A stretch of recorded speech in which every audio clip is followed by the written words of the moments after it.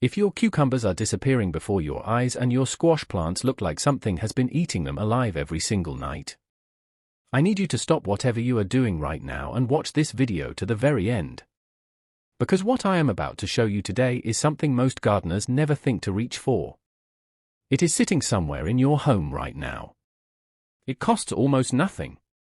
And when you spray it at the right time, in the right way, those cucumber beetles and squash bugs will vanish so fast you will think you imagined them in the first place.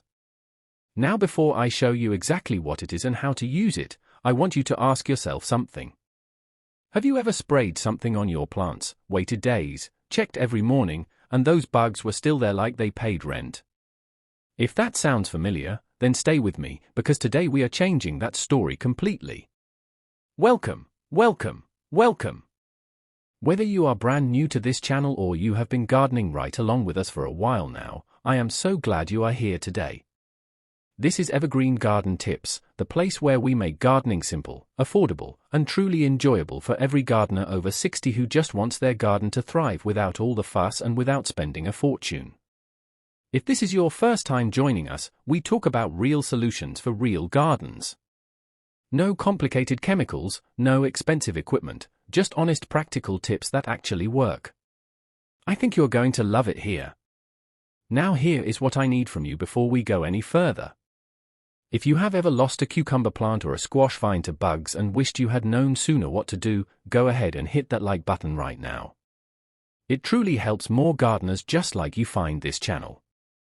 And if you want to make sure you never miss another tip like this one, tap that subscribe button and ring that bell. We post new videos regularly and every single one is made with you in mind. Alright. Now let us get into it.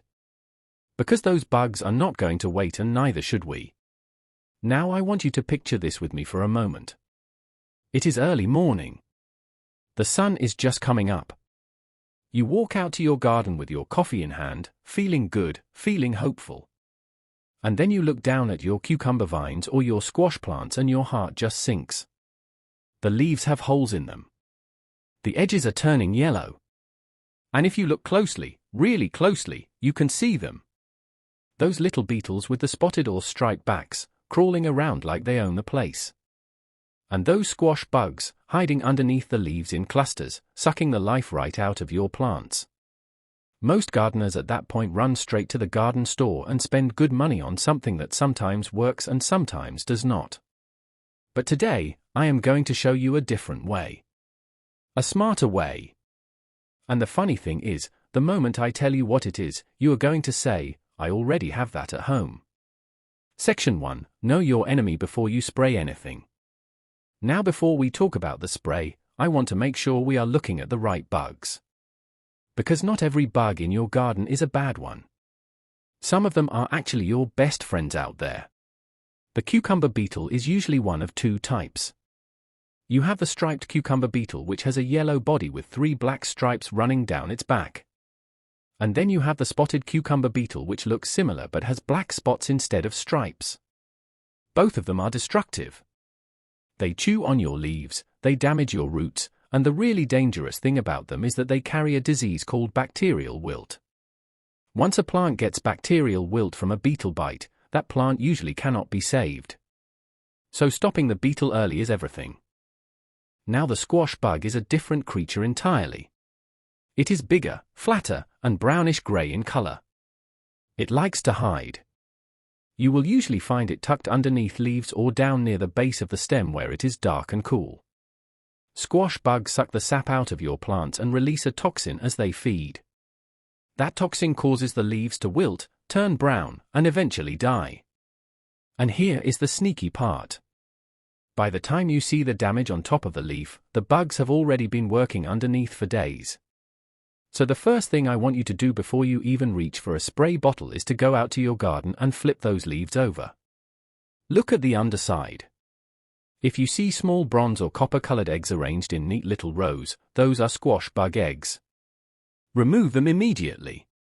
You can press a piece of tape against them or simply scrape them off with an old butter knife into a bucket of soapy water. This one simple habit alone can save your entire crop. Section 2. The spray that stops them like magic. Alright. Now here is what you have been waiting for. The spray I am about to share with you has been used by experienced gardeners for generations. It is not something new. It is not something complicated. But the reason most people do not think of it is because it sounds almost too simple to be real. And that is exactly what I love about it. We are making garlic and soap spray. And before you think, oh, I have heard of that before, stay with me. Because the way we are making this one today is a little different from what most people do. And that difference is what makes it actually work. Here is what you need. 1 full head of garlic. Not just a clove or 2. A full head. Garlic contains natural sulfur compounds that insects absolutely cannot stand. It messes with their ability to find food and it irritates their bodies in a way that makes them want to leave your plants alone entirely. You also need 2 tablespoons of pure liquid Castile soap or plain dish soap. Nothing fancy. Just the regular kind you probably already have under your kitchen sink. The soap does not just help the spray stick to the leaves. It actually breaks down the outer coating on soft-bodied insects like squash bug nymphs and suffocates them on contact. And finally you need about 4 cups of water. Plain tap water works perfectly fine. Here is how you make it. Take your full head of garlic and separate all the cloves. You do not need to peel them perfectly but give them a rough crush or chop. The more surface area you expose on that garlic, the stronger your spray will be. Put the crushed garlic into a jar or bowl and pour 2 cups of boiling hot water over it. Let that sit and steep for at least 12 hours. Overnight is even better. What you are doing here is pulling all those powerful sulfur compounds out of the garlic and into the water. Think of it like making a very strong garlic tea for your garden. After it has steeped, strain out all the garlic pieces using a fine mesh strainer or even an old cloth. You want just the liquid. Now mix that garlic liquid with your remaining 2 cups of water and add your 2 tablespoons of soap. Stir it gently so it combines without getting too foamy. Pour it into your spray bottle and you are ready to go. Section 3: How and when to spray for maximum results. Now this part is just as important as the recipe itself. Because even the best spray in the world will not help you if you use it at the wrong time or in the wrong way. The absolute best time to spray is in the early morning or in the early evening. Never spray in the middle of the day when the sun is high and hot. Here is why. When this spray sits on a leaf under intense sunlight, it can actually burn the leaf. Those burn spots will look like bug damage and you will spend time searching for a pest problem that is actually a spray problem. So always in the morning or evening. Make that your rule. When you spray, do not just spray the tops of the leaves and walk away. That is where most gardeners go wrong. You need to flip those leaves over and spray the undersides thoroughly. That is where the bugs live. That is where the eggs are hidden. That is where squash bugs go to hide from the light. If you only spray the top, you are missing the target almost completely. Also spray along the base of the stem where it meets the soil. Squash bugs love to hide there and that area is often overlooked. Apply this spray every 3 to 4 days for the first 2 weeks. Then once a week after that as a maintenance spray to keep new bugs from settling in. If it rains, reapply the next morning because water will wash it off. Now I have to be honest with you about something. This spray works wonderfully on soft-bodied insects, young squash bug nymphs, and as a strong repellent for adult cucumber beetles. But if you have a very heavy infestation, meaning beetles and bugs absolutely everywhere, you may need to combine this spray with a few other methods. And that is exactly what we are going to talk about next. Real quick, I have to ask. Are you watching this because you already have bugs on your plants right now? If you do, drop the word bugs down in the comments below. I read every single comment and I want to know what you are dealing with in your garden this season. And if this video is helping you so far, please take 2 seconds to hit that like button and share this with a fellow gardener who needs it.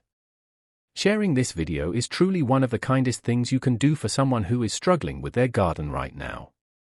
Now let us keep going. Section 4: 3 extra tricks that make the spray work even better. The garlic soap spray is your foundation. But when you pair it with these 3 simple tricks, you create a garden environment that beetles and squash bugs genuinely do not want to be in. Trick number 1 is yellow sticky traps. Cucumber beetles are highly attracted to the color yellow. It confuses them and draws them in. You can buy yellow sticky traps at most garden stores or even make your own by painting cardboard yellow and coating it with petroleum jelly. Place them near your cucumber and squash plants at soil level. The beetles fly in, land on the trap, and they cannot get off. Check and replace them every week. This works incredibly well alongside your spray because while the spray repels, the traps capture the ones that are bold enough to stick around. Trick number 2 is row covers. This one is beautifully simple. A row cover is a lightweight fabric that you drape over your plants like a loose blanket. It lets in sunlight, air, and water, but it physically blocks beetles from landing on your plants in the first place. You can find them online or at garden centers, and they are reusable season after season. The key thing to remember is that once your squash plants start flowering, you need to remove the covers during the day so bees can come in and pollinate. But for cucumbers that is less of an issue since they can often self-pollinate. Trick number 3 is nasturtiums. Now this one is my personal favorite because it is so unexpected. Nasturtiums are those beautiful bright orange and yellow flowers that look like they belong in a painting. And here is the secret. Cucumber beetles are strongly attracted to nasturtiums even more than they are attracted to your cucumber plants. So when you plant nasturtiums near the edges of your garden, the beetles go there first and stay there. Meanwhile, your cucumbers and squash are left alone. Gardeners call this a trap crop, and it works like a charm. Plus, nasturtiums are edible, they are beautiful, and they cost almost nothing to grow from seed. Section 5. What to do if the damage is already done.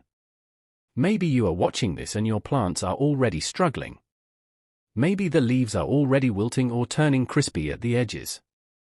I do not want you to feel discouraged because there is still hope in many cases.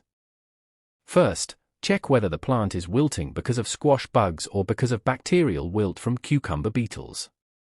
Here is a quick way to tell. Cut a wilting stem near the base.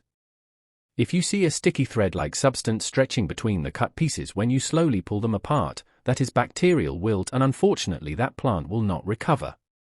Remove it immediately and dispose of it away from your garden so it does not spread.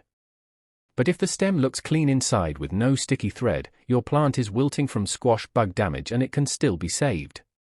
Start your garlic soap spray right away. Remove any visible bugs and eggs by hand. Mulch around the base of the plant to keep moisture in and reduce stress on the roots. And give the plant a gentle feeding with a balanced fertilizer to help it push through. Plants are surprisingly resilient when you give them the right support. I have seen squash plants that looked almost finished come back strong within 2 weeks once the bugs were under control. Section 6. Keeping your garden protected all season long.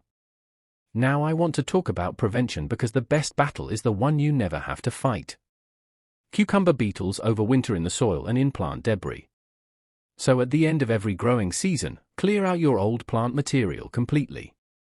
Do not leave dead vines and leaves sitting in your garden beds over winter because that is exactly where beetles go to hide and wait for spring. Turn your soil after you clear it to expose any eggs or pupae that are hiding beneath the surface.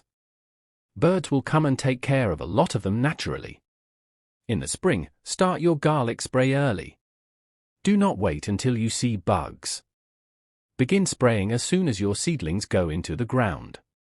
Think of it as building a fence before anything gets in rather than chasing intruders after they have already arrived. Rotate your crops every season. Do not plant cucumbers or squash in the same spot 2 years in a row. Beetles and squash bugs lay eggs in the soil near the plants they feed on. If you move the plants, the bugs that hatch have nothing to eat and they move on. Crop rotation is one of the oldest gardening strategies in the world and it still works beautifully today. And finally, keep your garden clean and tidy. Remove weeds regularly because weeds give bugs places to hide and breed close to your plants. A tidy garden is a garden that is much harder for pests to take over. You now have a powerful garlic and soap spray that you can make at home today with things you probably already own. You know when to spray it, how to spray it, and where to spray it for the best results. You have 3 extra tricks to make it even more effective. You know how to tell if a plant can still be saved. And you know exactly how to protect your garden so this problem does not keep coming back season after season. That is a lot of knowledge packed into one video, and I am so proud of you for staying all the way to the end. That tells me you are serious about your garden and your garden is going to show it. Now before you go, I have one small request. If you found this video helpful, please share it with one gardening friend or family member who is dealing with bugs right now. You might just save their entire harvest this season, and there is no better feeling than that. Leave me a comment below telling me what your biggest garden pest problem has been this year. I want to hear from you, and I do respond to comments regularly. Your questions also help me decide what videos to make next, so please keep them coming. If you are not subscribed yet, now is the perfect time.